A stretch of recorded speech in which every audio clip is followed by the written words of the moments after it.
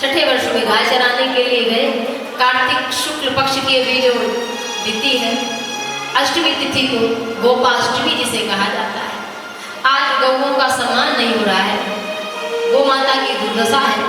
हर कोई दूध पीना चाहता है, हर कोई पनीर की सब्जी खाना चाहता है, हर कोई अपने घर में पूजा करना चाहता है। लेकिन आप जरा सोचो कि क्या एक भी वेद लक्षणा गाय भारत में अगर हम सभी इसी तरह से कुत्ता पालते रहेंगे तो बचेगी? ऐसा नहीं है कि कुत्ता पालने पर मनाही है, कुत्ता भी भगवान का ही रूप है जब सब कुछ है, परंतु व्यवहारिक दृष्टि में कुत्ते को बाहर रखना है। लोग कुत्ते को बिस्तर पर लेटाते हैं। कुत्ते के लिए हमारे शास्त्रों में आखिरी रोटी अगर कुत्ते को आप नहीं देते तो उसका पाप आप ग्रहण कर लेते हैं। कुत्ते यौन जो कुत्ता आपके आसपास रहता है उसके हिस्से का प्रतिदिन थोड़ा थोड़ा पाप आपको मिल जाता है, तो ये अपराध होता है। परंतु गाय पूजनीय है। गाय में 33 कोटि देवता विराजमान है। भगवान श्री कृष्ण गोचारण करने के लिए गए। भगवान श्री राम का विप्रधेनु सुरसंतहित, भगवान का अवतार ही इसीलिए हुआ। विप्रधेनु धेनु सुरसंतहित लीन मनुष्य होता।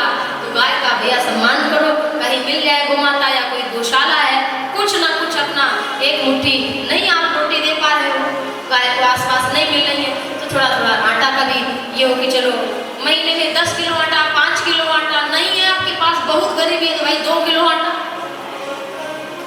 इतना तो कर ही सकते। बोले गोपाल भगवान की। कन्हैया गैया चराने जा रहे थे। मैया बोले तू गाय चराने जाएगा? हाँ भैया। ले पादुका पहन ले, छाता ले ले। कन्हैया बोले गैया मैया क्या पहनती है खड़ा हूँ? गैया मैया क्या छाता लेकर जाती है जंगल घास खाने? बोली गैया कहाँ जाएगी, तो दूर दूर जाती है। बोली जब गैया नहीं जाती तो फिर कन्हैया भी नहीं जाएगा। छाता और जूता पहन करके भगवान ने गाय को नंगे पांव चारण किया। नंगे पांव, तो सोचो भगवान श्री कृष्ण गौ माता का कितना सम्मान करते हैं। तो इस तरह से भगवान देखो, बैतरणी एक नदी है, उस नदी को कोई कुत्ता नहीं पार करा पाएगा, गौ माता ही कराएगी। जिसने गोदान नहीं किया वो वही अटका रहेगा। बैतरणी नदी है। बैतरणी नदी कैसी है? हाड़ मांस रक्त मज्जा बाल आदि से भरी पड़ी अंधकार ही अंधकार है। बहुत सुंदर कथाएं हैं, परंतु समय नहीं। धेनुकासुर आया। क्या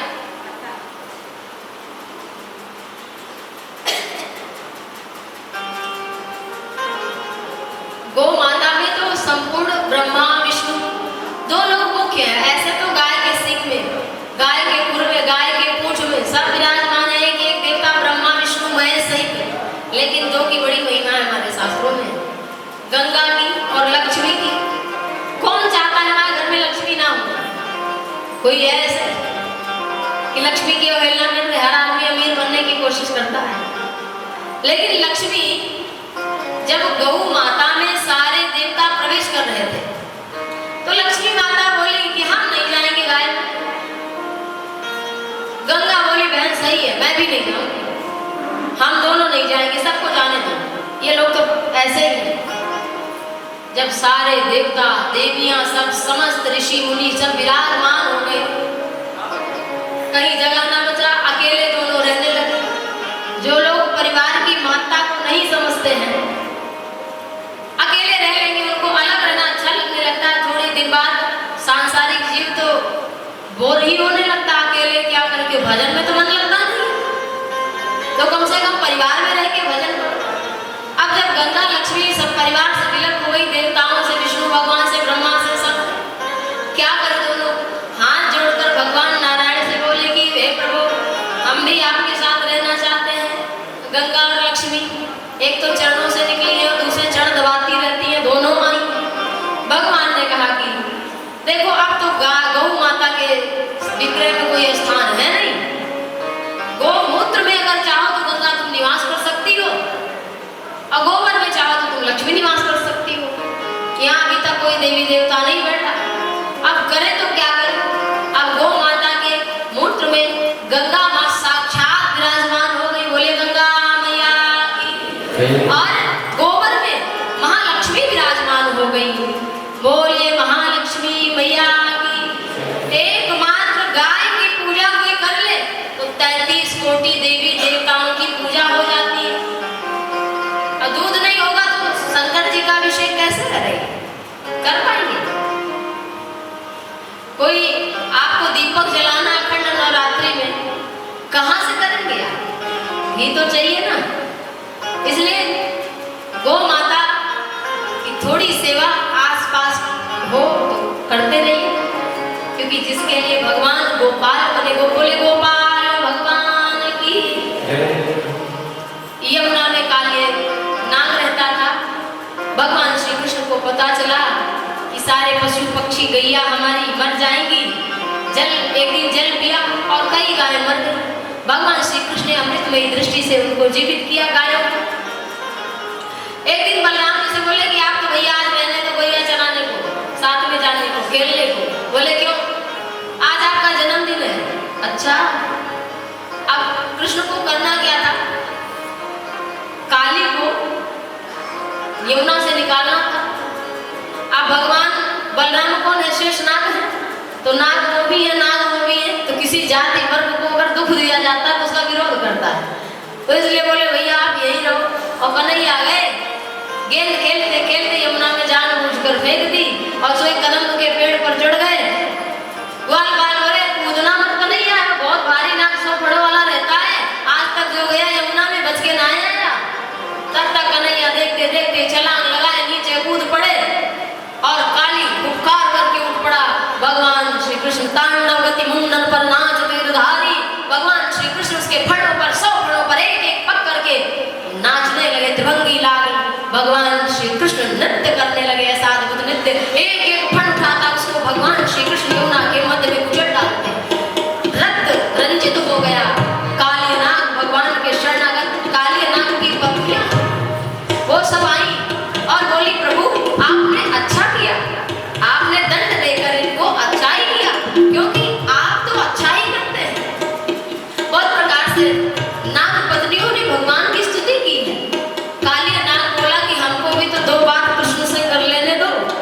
भगवान से काली नाग बोला ये बताओ, ठीक है मैं बहुत क्रोधी हूँ, मैं अच्छा नहीं हूँ, ठीक है, लेकिन ये बताओ कि आपकी सृष्टि, ये सृष्टि किसने बनाई?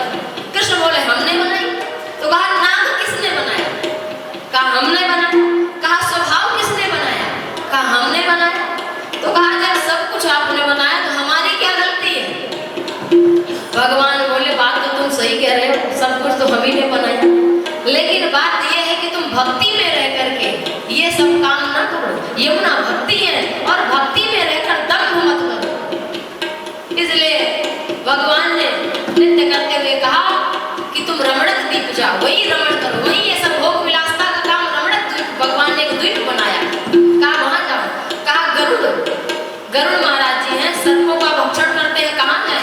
कहा तुम्हारे सिर पर हमारे चरण चिन्ह अंकित हो गए हैं और जिससे हमारा संबंध हो जाता है, गरुड़ तो उसकी सहायता करते हैं, इसलिए अब तुम्हारा गरुड़ भी कुछ नहीं बिगाड़ेंगे। तो अपनी पत्नियों के साथ काली नाग रमणक द्वीप चला गया।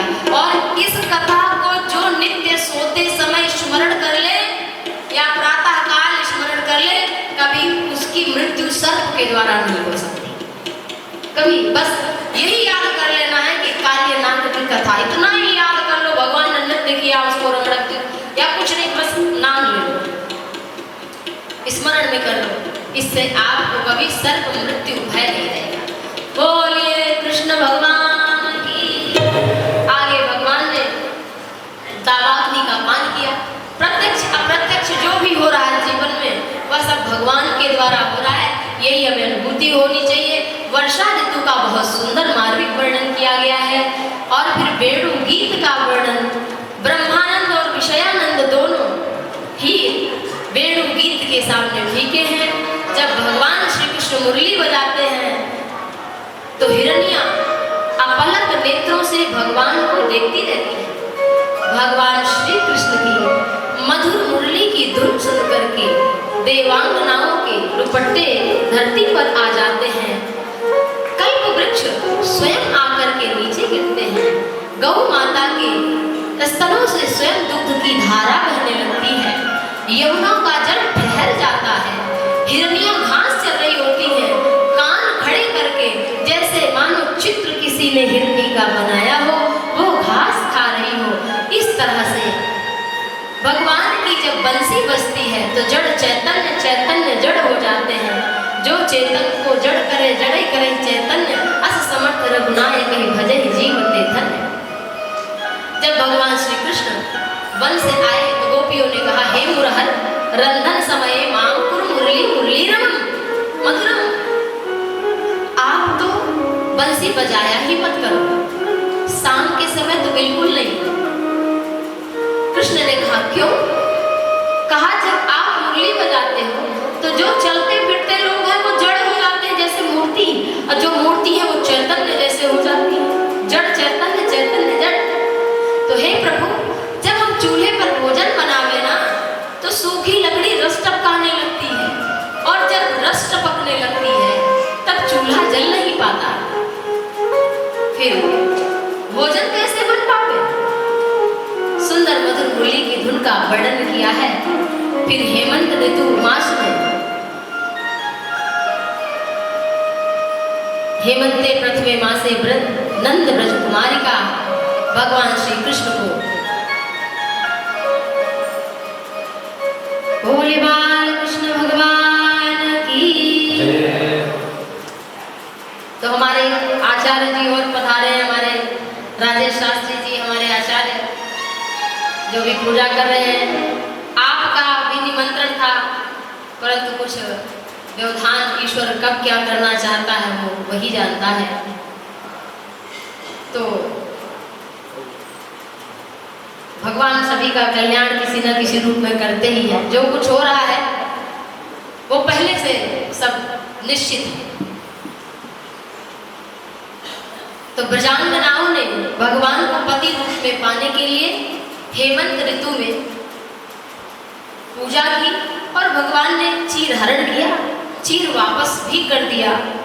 क्यों? क्योंकि भगवान ने इसलिए चीर, यह शरीर जो है माया यही चीर है, ये भगवान हरण कर लेते हैं तब जीव भगवान से मिलने के योग्य बन जाता है।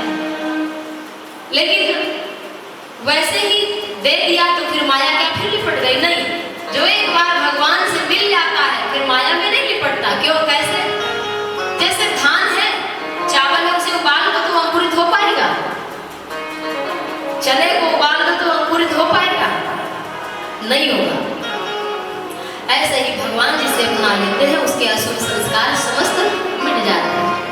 और फिर कहा, हम तुम सभी को शरद पूर्णिमा की रात्रि को मिलेंगे। देखिए कथा बहुत है, भगवान ने यज्ञ पत्तियों पर कृपा की। उसके पश्चात हम संक्षेप में आज वर्णन करेंगे गोवर्धन लीला, और कल महाराज की कथा और विवाह की कथा कल सुना पाएंगे।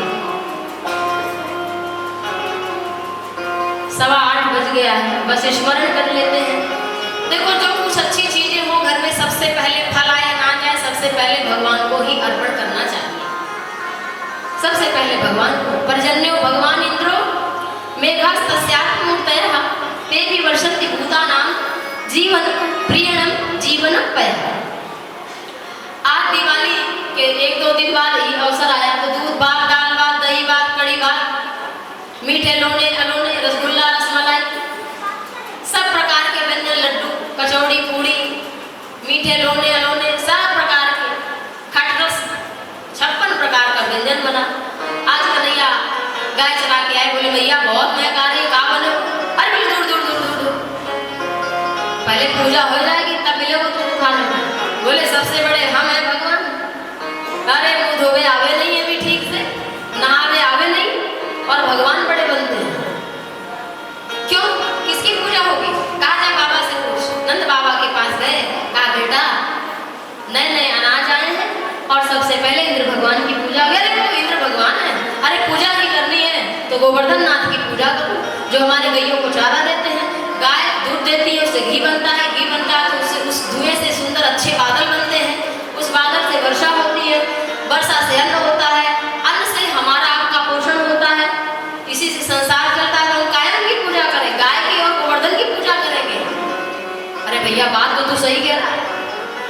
लेकिन भैया अगर कोई गड़बड़ी हुई तो इंद्र अगर कुछ करेंगे तो प्रकट होकर रक्षा करनी पड़ेगी तेरे भगवान को।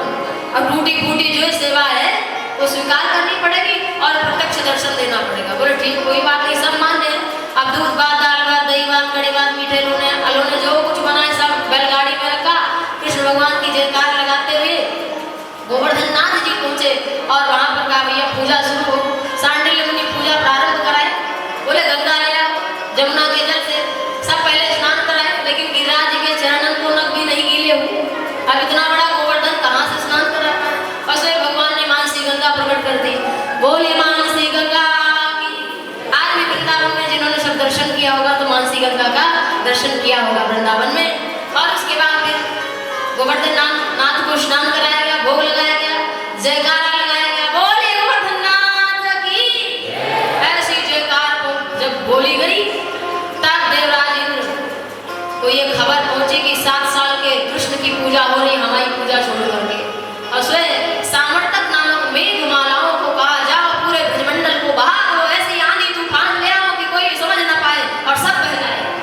और जैसे ही आंधी तूफान भयंकर आया सबने कहा कृष्ण कृष्ण महाबाहा तम नाथम गोकुलम प्रभो तातु मरहसि देवान्न तु विदात भक्त वत्सल। हे गोवर्धन नाथ हमारी रक्षा करो। इतना तो देखते ही भगवान ने 7 कोस लंबे गिरिराज जी को उठा लिया अपने सबसे छोटी इकनती उंगली, सबसे छोटी उंगली के नख के अग्रभाग पर गोवर्धन को धारण कर लिया। बोलिए गोवर्धन भगवान की। और आंधी वर्षा तूफान आ रहा है। बोले ब्रजवासियों आए जाओ। तब तक सब ब्रजवासियों ने कहा भैया इतना जोर आया कहाँ से? अरे तुम्हारे सबके घर माखन चोरी इसीलिए की कि थोड़ा ज्यादा बनाए जाए, माखन खाएंगे। एक को बोला अरे भैया लाठी लगाओ थक जाएगा कन्हैया। तब तक सबने अपनी अपनी लाठी लगा दी। बाबा नंद बोले बुरा ना मानो बेटा, तेरा मुंह एकदम गोवर्धन नाथ से मिल रहा है, क्योंकि एक रूप से भगवान वहां भी प्रकट हुए थे और एक ये भी। बोले इसलिए कि जो हम माखन चुरा के खाते थे आधा इनको देते थे, आधा हम। इतना बल कहाँ से आया? तो कहा कछु गोपन को बल बढ़ो। इस तरह से तुम सबकी कृपा से हमने गोवर्धन को जो उठाया है, ये तुम सब देख रहे हो, तुम सबकी जो शक्ति है ये सब हमारे भीतर आई। जो एक तक निहार रहे हो, देख रहे हो, सबकी शक्ति हमारे भीतर आ गई और स्वयं हम इतने मजबूत हो गए। 7 रात 7 दिन 7 वर्ष के कृष्ण ने 7 कोस लंबे चौड़े गिरिराज जी को उठाए रखा और ब्रजवासियों की रक्षा की। आइए हम श्री गोवर्धन नाथ के चरणों में 56 प्रकार का भोग लगता है। तो